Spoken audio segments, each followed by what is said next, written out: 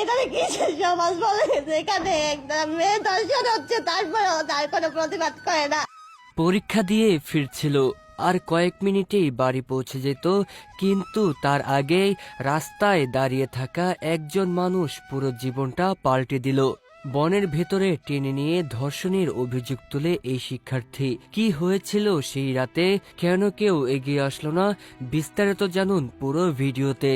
শরীয়তপুরে college শিক্ষার্থী সড়ক থেকে টেনে নিয়ে ধর্ষণের অভিযোগ এলাকায় নেমে এসেছে তোলপাড়। আজকে আমার শেষ এক্সাম, তারপর সবাই মিলে একটু মজা করতে গিয়ে লেট হয়ে গেছে। আমার ফ্রেন্ড সজীব বলল, চল তোকে নামিয়ে দিব, এত রাতে একা যাবি কেমনে।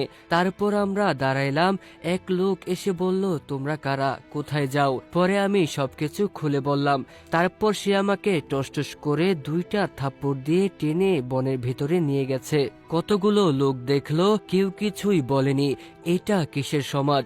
2টা মহিলাও আমাকে দেখেছে, তারপরেও তারাও কিছু বলেনি। এটা কিসের সমাজ? সেখানে 10 জন লোকের মতো ছিল। তারা বলে, ফোন দে, 10,000 টাকা নিয়ে আয়। আমি বললাম, আমার বাবা নেই, কইতে এত টাকা পামো। আমি অনেক করে বললাম ছেড়ে দেন, ছাড়লো না। অনেকগুলো মানুষ দেখলো, কেউ কিছু বলল না, আমাকে ধর্ষণ করলো। এটা কিসের সমাজ? এভাবেই কেঁদে কেঁদে ঘটনার বর্ণনা দিচ্ছিল শরীয়তপুরের ধর্ষণ হওয়া সেই কলেজ শিক্ষার্থী। আমাদের এই দেশ স্বাধীন হবার আগে 3 কোটি মানুষ নির্যাতনের শিকার হয়েছিল। এর ভিতরে 30 লক্ষ শহীদের দ্বারা এ দেশ আমরা স্বাধীন পেয়েছি। তার ভিতরে 4 লক্ষ নারী তার ইজ্জত দ্বারা এ দেশ স্বাধীন করেছে।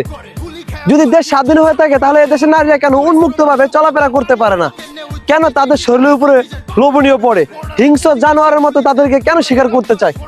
তাহলে কি এদেশ আমরা কাগজ কলমে স্বাধীন পেয়েছি? আজও কি এদেশ স্বাধীন হয় নাই? তাহলে কি এদেশে 30 লক্ষ শহীদের রক্ত এভাবে বৃথা যেতে দিতে হবে আমাদের?